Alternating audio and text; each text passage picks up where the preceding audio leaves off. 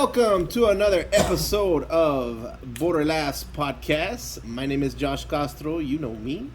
I am the host and producer of BorderLaughs podcast show and Haha Room here in Austin, Texas. Roscoe's to be exact. Haha. Yeah, you had to. I had to do the haha because it's spelled with a J-A. And I am on set, on location here at El Perritos doing another food review with my good friends in comedy and especially very special guest today. My brother in comedy, my border brother, Mr. Aaron Suarez. Everybody's here. Good to be here. Great to be here. Great to be here. Now, Sponsored by El Perrito Food Truck. Sponsored by El Perrito. We just ordered, so we'll just be on our. That's the only reason I'm doing this. This is the only reason. He doesn't give a shit about my. Doesn't give a shit about me or my goals or anything like that. Is just, you know what? I saw carne asada. He saw carne asada. It's on the house, baby. And it's funny because like I like how you correct everybody on carne asada. Because like that's some shit that you need to put on some game. When you first told me, I was like, yeah, I realize that people call it carne asada, but it just means grilled meat. But people interpret it as like that's beef. No, it's not beef. It just means grilled, any grilled meat. Grilled meat. That's what. And like I knew that, but like you pointing it out made me really think about it again. I was like, yeah, people. It's the same thing with beefsteak.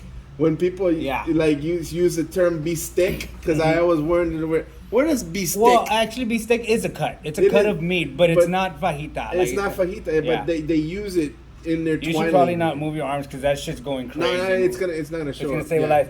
Say sorry. I'm just ADHD.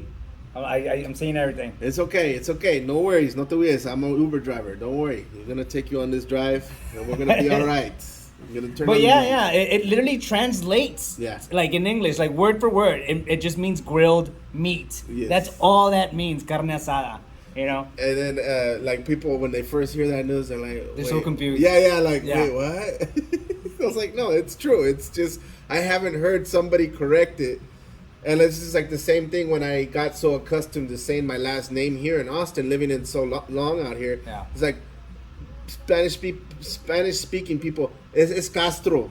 I was like, yeah, but I say Castro because it's easier for white people to say. Yeah.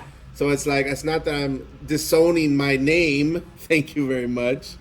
I am not. I'm just appropriating the culture. I've never had to do that. Even for people to understand me, I've always said Suarez. Suarez. The only time I've used it is just like. But white people like that shit. It sounds more exotic. No, it's not even dictatorship. I feel weird saying Suarez. Like it's like the only time I respond to that is like if I'm getting called like for fucking Rogan's mic, like Aaron Suarez. I'm like Suarez, I'm over here. Like as long as I get picked, right? But I always say Suarez. It's just too much of a. Remember, why would I change it? No, not at all. Why would you? And to spell it, people have a problem spelling it. It's easy.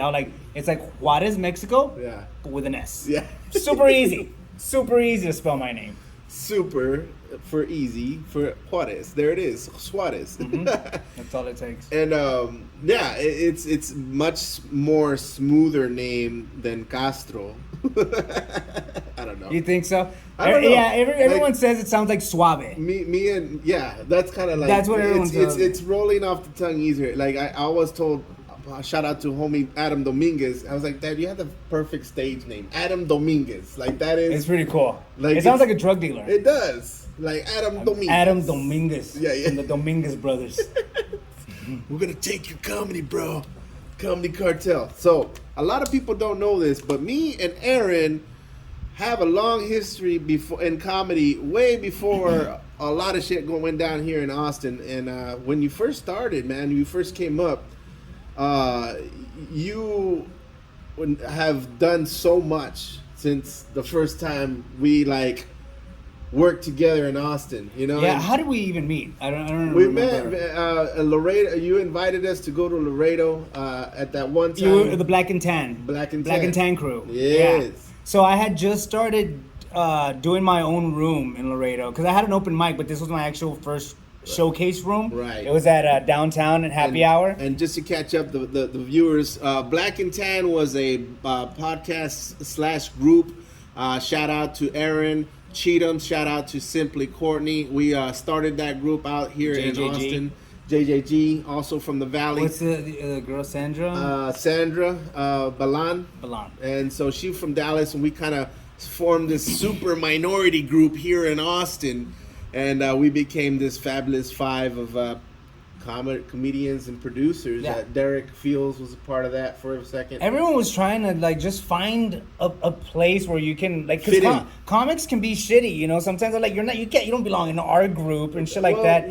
So you have to somehow form a bond with other comedians. It's like prison, especially when you're first starting. Yeah, when you're first starting, that's how it is, you know. It's like prison. You gotta find your race to fit in, and if you don't fit in with the chinos, they're gonna stab your ass. And it's competitive. That's where it gets weird when it's like a competitive thing. You know, you can't help it because you're trying to get to the same exact goal as that other comic. So it's a weird place to be. Back to your story. What was I saying? You were saying you had first started. Oh yeah. So I had done the show, and then we were friends on Facebook, and I was like, yeah, fuck it. I was trying to look for new comics and shit like that. So y'all came down, and then I think I met you again. You were on the Funniest in Austin competition. Yeah. And that's when I first met Polar Bear too. Yeah. Actually, I saw you took me to go. You did a set, and then outside you introduced me to Polar Bear for the very first time, dude. Oh, I didn't remember that. Yeah. You rosy cheek motherfucker. I was like, who's this pussy? Oh, I just played, brother. Look at him now. And if you guys don't shout know, out to my brother Polar Bear, man. That's my guy. Season 2, I did a podcast with Polar Bear, waiting for him to come back. Please respond to my calls, Polar Bear. Don't beg. You look weird when you beg. No. He's good fam, bro. And he's what we started off one of the first Latino comics out here in Austin, the originators. And he was one of the first comics I met. And I was like, man, there's a white Mexican dude that just looks like me. I was like, holy shit. And I was saying about John Polar Bear. He goes by John Polar Bear Gonzalez. Guys, look him up. They know him. And yes, Aaron now opens up for him here in Texas. Yeah. Right? Well, right now it's in Texas, but I've gone on the road with him. But fucking first time meeting him, and now he's one of my closest friends, man. I love him to death. I love him to death. He's more than comedy, just a good guy in general, man. I've seen this guy, like, you know, there's some comics who have a screen, right? Like, they're another person when they're off stage and shit like that. This guy's just a fucking gem. He's the sweetest, fucking most generous person. Like, he cares about people, man. He cares about the people that goes and sees him. He's not a narcissist. Yeah. Like, really, really cool. I'm blessed to work with a headliner like that, because I've worked with some shit headliners, and this one I get to work with my brother, so that's fucking dope. That's great, man. Shout out to Polar Bear. And so you came up and you started doing comedy. When did you start doing comedy in general? 2000. You started in Laredo, right? No. So that's a fun stuff. For you, this for me. Oh shit, we got the food. There it is. God damn. Food is here.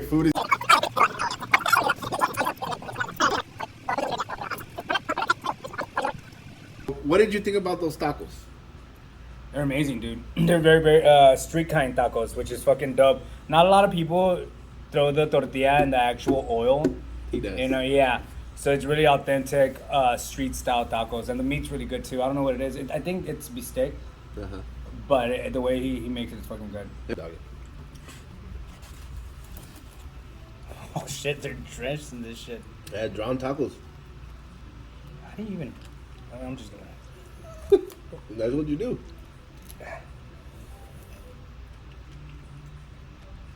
Okay. Damn, this is a messy treat. There you go. Weird. Oh, see, you found a trick on how to do this. You poke the fucking flauta on the side, you pick it up all together and eat it like a corn dog. Yeah. That's some fat technology right there, dude. That, you know how I'm gonna put that you know how we were apes and we discovered we stick a stick in something and get some ants and eat it.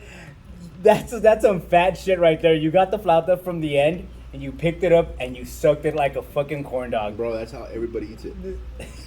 I'm not the only one. Sure, dude. I'm not the only one. Hey, man, I'm saying you're a genius. You're a fat genius, but I'm saying you're a genius. Fat is as fat does. You got that streamy cheese cum. Cheese cum. Yeah, it's good. It's spicy, right? Yeah. That because what is that? What is that conjunction there? Just tacos, flautas. Dude, you're not gonna. Okay. Holy shit. Bro. That's the fattest thing. Now that's the fat. You're just basically. This is how everybody eats it. Hold on. You're basically swallowing taco sauce. You know, like the school enchilada sauce. You're just shooting it back like it's a Michelob Ultra. Yeah. That's how you eat it. That's how everybody eats it. I thought it was just there so you can have for the flautas, and then when you're done, okay, that's enough. I mean, most people do, but, but you're fat. But you know. But can we talk about that word fat? This is what you do when you eat this food. You need some napkins, bro. You have mocos and shit coming out. This is what you do. That's what's it's making your face just excrete slime. You're sweating that, dude.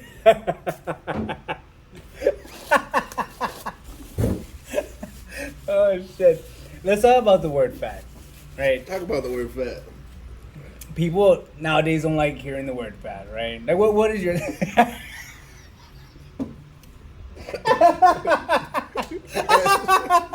As you fucking asked me. That's fat. That's fat shit, dude. I feel like It's my fat shit. Cause I said something like the other day. I was in a green room and there was some comics there that I didn't know, and I was talking to I don't know like another buddy, and I was like, "Who's the fattest comic?" And then the other comic was like, "The fat's a little too harsh." What? Like, what are you talking about? The fat person's fat. Like, what do you want me to say? You know what I'm saying? I was fat. I was fucking fat. I was a fat piece of shit. Morbidly obese. That sounds morbid. Ugh. It sounds like a hardcore rock death metal band. Morbidly, no. Welcome to Morbidly Obese. No, morbidly obese. Morbidly obese. We are morbidly obese. 666.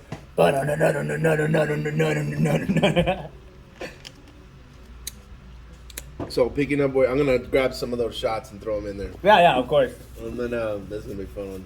Yeah. So let's. It's gonna be fun to edit. Go back to you started off. So you said I started off in Laredo. Not really. I did not start in Laredo. There was nothing in Laredo when I started. Or when I first decided to do comedy, zero things in Laredo. So when I went to Corpus. I don't know how I found this open mic. John Roman. It was called Chuckles. Yeah. And I don't know how. I think maybe Facebook or something. Like I just put open mics or something. And it was 2014, I believe. That sounds about right. 2014, 2000. I've been doing it for 10 years, so yeah, about 2014. Yeah. And so I went and I did my first open mic, and it was fucking a nightmare. I did okay, but I threw up after. It was a whole fucking thing. Getting over the nervousness. And when I was promoting the special, actually, that footage never saw. I recorded that for my first set. My very first set, I recorded it. Yeah. What a fucking mistake. But it's so cringy, man. And I hid it from the world until I shot the special. I was like, what do I have to lose? I'm already a better comedian. Yeah. So I'm just gonna lose this, take the power from it, and just put it out there. And I did that shit, dude. It was brutal. There was a point where I was like, I'm sorry, it's my first time doing comedy. I stopped. And I was like, oh, I'm sorry, it's just my first time. And people are like a Make-A-Wish kid, like, it's okay. It's fucking brutal, man. And then from there, I was like, I'm never doing this shit again. I remember I said that shit. And I didn't stop from there, dude. Yeah. Like, I just became a fucking fiend for comedy. You know that old school beginner grind where you'll perform on top of a fucking porta potty if they give you that's how you get better, microphone. man. You immerse yourself into the field that you want to become, and so you that's the only way you're gonna get better. And seeing you progress, coming from like, I mean, I'm telling you, when I first met Aaron was on probation. Alright, well we don't have to go all that. Aaron was was going through some things, and man. I violated my probation hanging with you, bro. That's what I'm saying. It was a different type of beast that Aaron was back then. My guy. There it is. Look, yeah, I'm even promoting, bro. Got that Perrito water. You can keep going with this, bro. And so that's when I first. There it is. There. Ooh, look at that shit. Look at that. Amazing. And so this is his first time here with tacos, and that same hunger that you had back then is the same hunger you're displaying right now. That's a horrible fucking show, dude. Maybe that's why you don't get booked, bro. Oh, fuck you. But no, he's so by default, basically, he's come a long way. What I'm trying to say, yeah. And you've done so much positive in your life, bro. And I know you've seen those struggles, and to be where you're at right now, dude, like it's good. You know, I'm proud of you, basically. What I'm appreciate trying to say. It, brother. And I want to say, BorderLaughs wouldn't be BorderLaughs, and Haha Room wouldn't be Haha Room without fucking Aaron Suarez. I'll tell you straight out. I appreciate it, brother. I'll tell you straight out, man, and that's the damn truth. Because the time that Aaron came up, when Aaron first came, I pitched him, man. Imagine if we had some Border brothers out here, you know, running some shit, running some shows. And sure enough, that's what we did. Aaron came back up, took me up on the offer, helped me run some shows. It was fun. And it was fun. We had a great run. We booked some great comics, got to do some great shows together. A couple of sold out shows, man. Let's go. And it's just only the beginning right at this point, because Aaron's got a new show coming out called Hitters, which is a great a show on Thursday nights here in Austin, Texas at Roscoe's Comedy. Fuck yeah. So, I mean, it's only going to get better because, you know, like I said, Aaron has the drive, has a work ethic, and it's a lot of Latinos that I like to work with just like that. You know, and a lot of people have asked me, a lot of comedians ask me, is Aaron gay? Yeah, and I'm telling you what, he's not, but he does like to suck a lot of dick. Mm-hmm. And so what I meant, what people ask me is like, hey, are you and Aaron still getting along? Like, if we had beef? It's been a great ride because, I mean, I created that drive on my own, man. Like I said, when I started doing comedy, I didn't have a mentor. I didn't have a clue. I wasn't in a city that did comedy. So by default, I started off as a road dog. You know, I was going to San Antonio like almost every Tuesday. I was going back to fucking Chuckles and trying it again. When gas was $2.50. Yeah. And from there, like, I was like, why don't I just fucking make my own show or do an open mic here? I'm going to all these open mics. Why don't I just fucking try it out? You know what I'm saying? Right. And that's what I did, bro. I think the first open mic was at a coffee shop called Coffee Strike or something like that. Yeah. And it was pretty cool, man. It was pretty cool. And then from there was a badass one that I did called in this record shop called Second Chance Music. Dope, fun Wednesday open mics. And then that's when I went to the shows and I booked you guys and shit like that. Yeah. You know? And that was the first show we did. You were the first one to bring us to Laredo. And that was the first time I ever performed in Laredo. I was so, like, proud because I was like, yeah, another border town is going to get me. And then I go and I bombed and they didn't get me. How far were you along when, like, in comedy when I booked you? So, like, we're 2 years apart. So I started 2010 or 2011. No, 2012, around there. Mm-hmm. We're about 2 years apart, more or less. And that's when I started hitting it hard here in Austin. And I started traveling more with Black and Tan and started putting my name out there a little bit more. And then just started running the circuits around different, like, scenes. I would go spend 1 week at a scene and get to know everybody there. Mm-hmm. And then I would go jump in Corpus, get to know. That's how I met Javi. I met Javi on the road. I met Jesus Castillo Midnight. I met him on the road. I met a lot of cats on the road that are very successful now, that have taken their careers when it comes to Latinos, you know. Well, Midnight now, he's opening up for Ralph Barboza all over the place. Yeah, he's one of my mentors there. You know, he was the first one to do BorderLaughs shows. He turned down the gig in Dallas to do my show. And he said, I believe in this show. I believe that you're gonna make it work. Hell yeah. And he's always been supportive. Shout out to Jesus Castillo, aka Midnight, on tour right now with Ralph. I always like to make Aaron feel like shit every time he's on the road, and that's what we do as comics. I think they know, bro. It's a term of endearment. Nah, fuck you, dude. It makes me feel like shit every time. I have no control. I just get the gigs. The only time I have control is if like I'm headlining like an independent kind of show and shit like that. Like, of course I get to pick my lineup, but so not a lot of people know this, but I was actually Aaron posted recently on his Instagram, guys. If you go check out Aaron, he posted his weight loss we don't have journey. to go into that. No, but I want to let people know. I want to let people know that I was actually his body double for the fat part. And if you look on his Instagram page, that's not Aaron. That's me. With the tattoo. With the tattoo and everything. We have the same tat. I'm the before picture in Aaron's weight loss journey. I was a fat piece of shit, man. How much weight have you lost?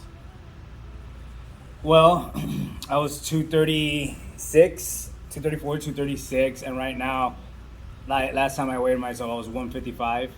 So do the math. That's pretty good. About 30, 40 pounds? No. Wait. It's like about 70 maybe? Oh yeah, 70 pounds. About 70 pounds. Yeah. A whole, I don't know, fucking 13-year-old girl, I guess. This whole 13-year-old girl. I don't know how much. No, that's good though. I mean, that's good because that's inspirational to a lot of people like me who are fat trying to lose weight. No, it's very it's easy, dude. It's inspirational because I lost a lot of weight during the quarantine and then I gained it right back, and I think my job had a lot to do with it. But I'm not making excuses, but I know for a fact. Well, it sounds like you are. Sounds. That's what David Goggins would say. Who? David Goggins. Who the fuck is David Goggins? See, this is the stuff that I don't know about. Please enlighten me about. David Goggins is a person who taught me to do shit that sucks. Oh, okay. One of those motivational. No, he's not motivational. He's inspirational. Okay, it's a big difference. There's a difference between motivational and inspirational. So this guy, he had a rough childhood, right? Very abusive. He saw a lot of fucked up shit, racism, all this shit. Like growing up as a little kid and shit. So he grew up, and he was doing this like exterminator job. He was like 300 pounds. Yeah. Just hated his life. He said after work, he was making $1,000 a month. Oh, shit. And he was like, after work, I would go get a pizza, get some donuts, eat, and watch fucking TV. Get a tub of ice cream. Eat. Yeah. He's coping. He was using coping mechanisms. So one of these days, he saw that show. It was about it was like on this Discovery Channel or A&E, one of those fucking television networks, right? And it was about the Navy SEALs. And how out of like, I don't know, 50 some or 60 Navy SEALs, only one fucking makes it. Yeah. Right? Yeah. And he saw an episode where they say, out of the whole history of the Navy that it's been existing, there's only been like 36 black Navy SEALs. Ooh, okay.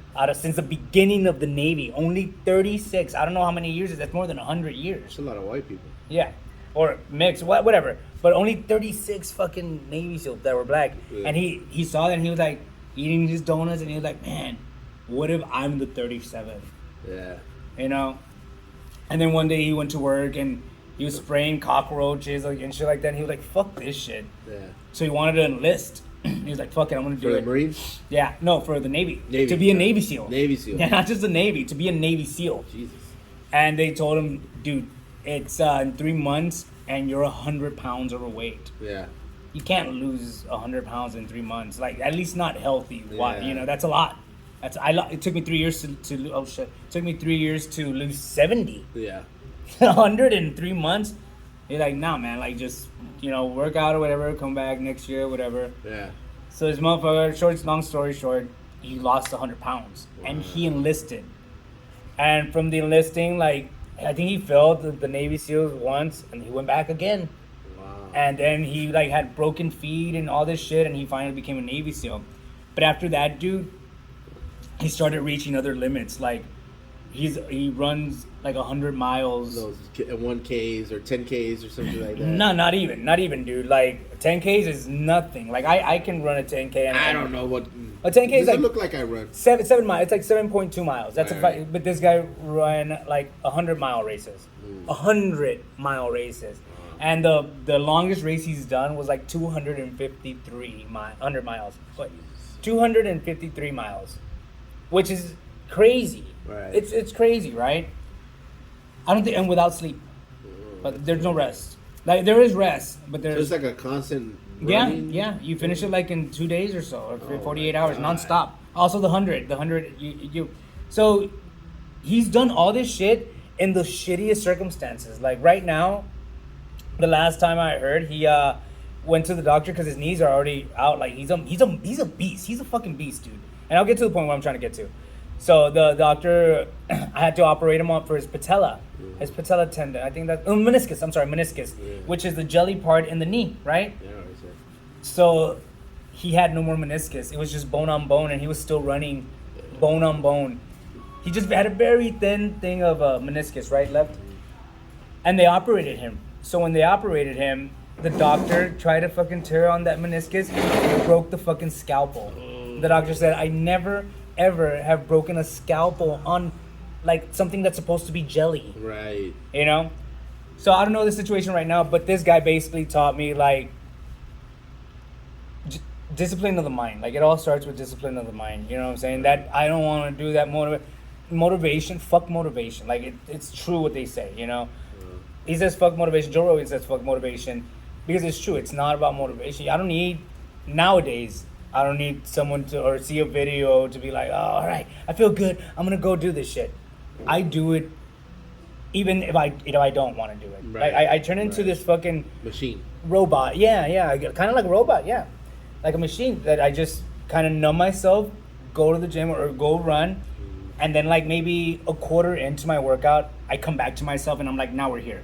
Right. So now we're going to finish it. Right. You know what I'm saying? Right. Well, that's a good mindset too, you know, because a lot of people do shit that sucks. That's basically the point. Like, do shit that fucking sucks. Right. And that's the only thing, because you know what? Life sucks. Right. You know, so when you do hard shit, life. See, that's motivational right there, man. I mean, but it's good. It's good. It's a good way of thinking and kind of shaping the way you have your thought process.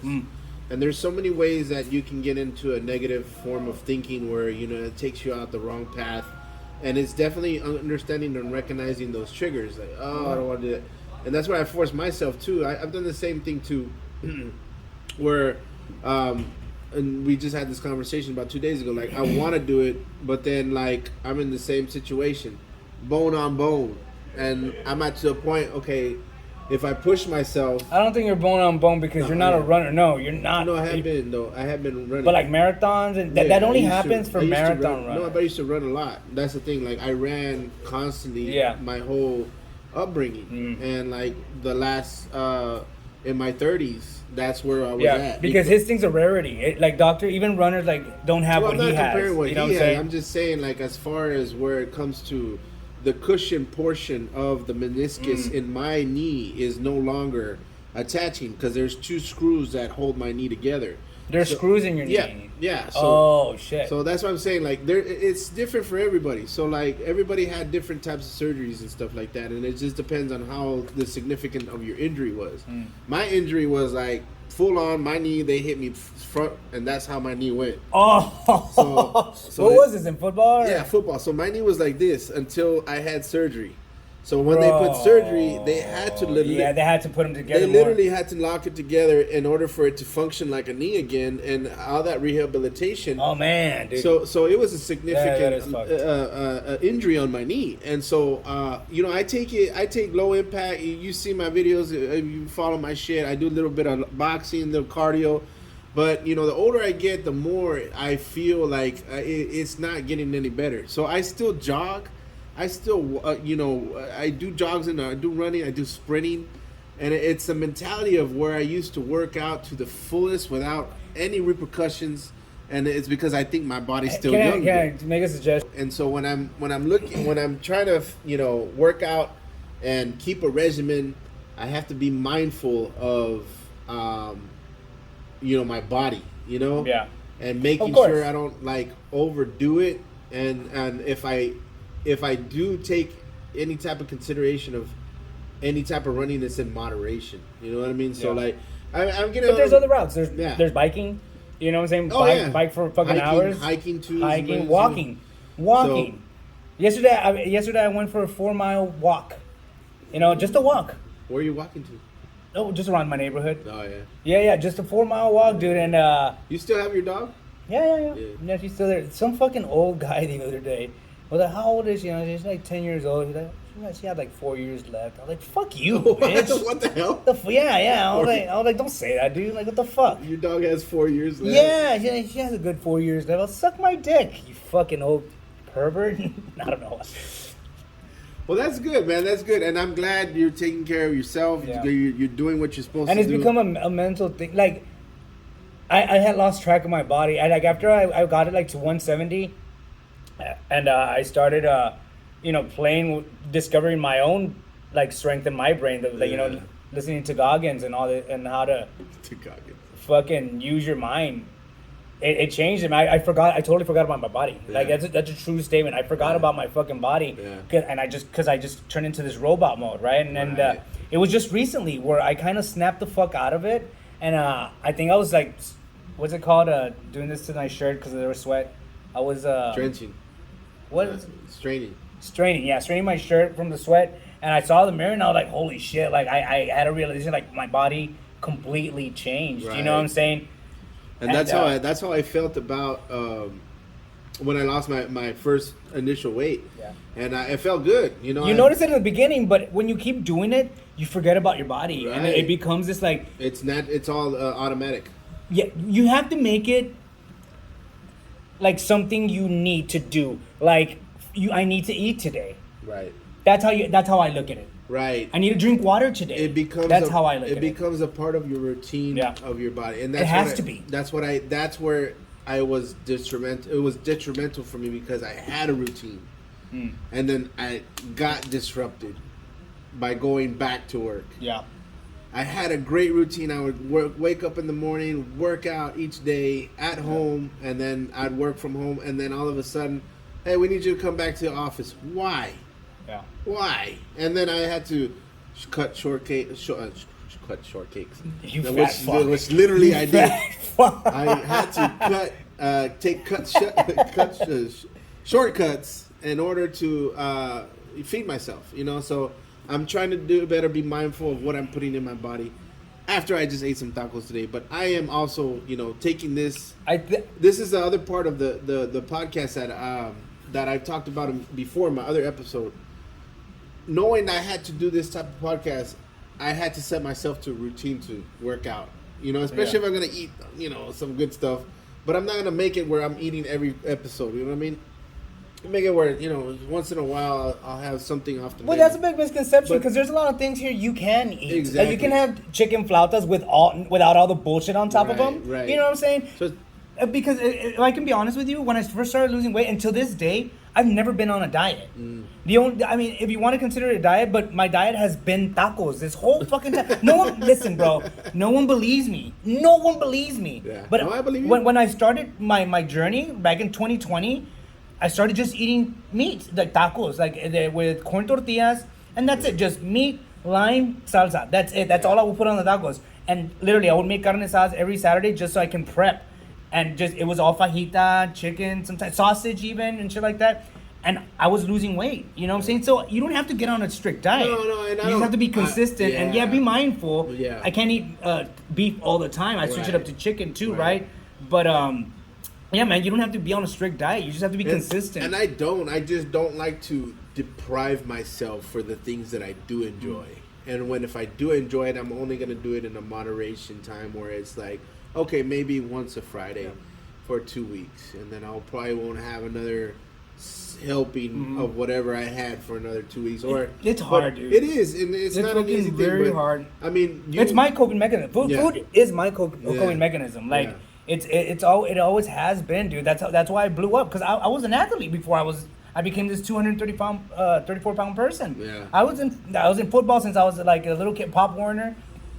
Football all the way through middle school, high school. I did boxing for a long time. Mm-hmm. I joined jiu-jitsu classes like for a couple of months or whatever. Did some MMA too, just joined a couple of classes and shit like that. I've always been an athlete, but life started spiraling out of fucking control, man. And the coping mechanisms were food, alcohol, the party lifestyle. But food till this day is the only thing that's stuck around, the food. When so like, now that you've been in Austin for a while, have you noticed the differences? Like, you and I, we run into a lot of the same circles sometimes. Mm-hmm. And usually when it comes to the same circles, it's also about people that we know from border towns. You know what I mean? And like like when we like for instance, Danny, one of our mutual friend we know that from the border, just running into those people. Have you noticed that like people? Who's Danny? I'll edit it, but when we run into people that are from the border town, have you noticed that their mentality from the border is still there? You know what I mean? Like they haven't adapted to new ways of life and new ways of thinking. It's just like they visit here and they're like, oh, I hate Austin because of this. But they're still stuck in that Laredo mindset. You know what I mean? Like they don't, like... Personally, no. No? No, I haven't met a lot of border town people here in Austin. And the Laredo guys that I bring are my boys. Right. They love coming to Austin. So you haven't met anybody from Laredo out here? No. Who's from Laredo out here? I don't know. I'm asking. No. I thought I was the only one from Laredo out here. There's a pretty big population. Well, there's been Vanessa Gonzalez, but she's like a big time... No, but like in general, like in people in general. No, like, I don't know anyone from Laredo. I guess because I meet a lot of people from El Paso. There's a lot of people from El Paso here. And it's a border town feel, but I've noticed that like people still have the same mentality that they had in El Paso over here. Like, the things are supposed to be cheap, things are supposed to be this way. Oh, I mean, I know non-comics that are from Laredo. That's what I'm saying. Oh, okay, yeah, non-comics. No, because they also like they've been here for like 10 years and shit like that. So, but I don't hear they love it actually. Right, but most like some of them I've noticed like. I guess it's just the El Paso folks, dude. We're more chill, bro. We're more chill here in Laredo, bro. I mean, hey. Shout out to El Paso, man. I'm trying to go back over there, man. I love that place. Please don't support him when you go over there. Please don't. Yo, shout out to Roscoe's Burger. I'm coming back. Shout out to El Cometa. I'm coming back. He just discovered those places, guys. So yo, shout outs, bro. He's just discovering all the stuff that we grew up on. So damn, that Roscoe stayed in my brain, bro. It stayed in my brain. Roscoe's. Do you know the secret to the fries? Nah, no. You don't know the secret? So if you go to Roscoe's in El Paso, the burger's amazing how it is. I got it with bacon, but they have great fries. And what you do is they have a delicious green salsa. You just fucking put green salsa and ketchup on the fries. Fuck you, dude. It's amazing. Amazing. There you go. Yeah. And Roscoe's. Shout out to Roscoe's, Central El Paso, stuff that I grew up on, guys. It's right there. Like you can see the mountain and shit like that. That neighborhood. What is that neighborhood called? Central, really. That's where I grew up. What a cool little like. Have they ever shot a movie there? No. I feel like you could shoot a badass movie there, like a meth movie. A meth. You know what I'm saying? Because there's like it's all like New Mexico-y also. You know what I'm saying? You guys share a lot of the same shit. Yeah, It's Adobe desert. Huts and shit like that. That's where I grew up. Yeah. So all that stuff there is all like back home, and it's very remnant. And that particular area where Roscoe's is exactly where I grew up. Damn. That dude. Chico's is across the street is the one that everybody went to. Yeah. For my high school. My high school was three streets down from Roscoe's. I'm not from El Paso, but let's see if you're more El Paso than me. Do you know why they call it Chuco Town? There's two different myths on why they call it. Let's see if you Chuco. got it right. One is because they used to have a shoe factory on the other side of Juarez. And they would go over to cross the border, vamos Pachuco, for the shoe company. Chuco. Shoe company, Chuco.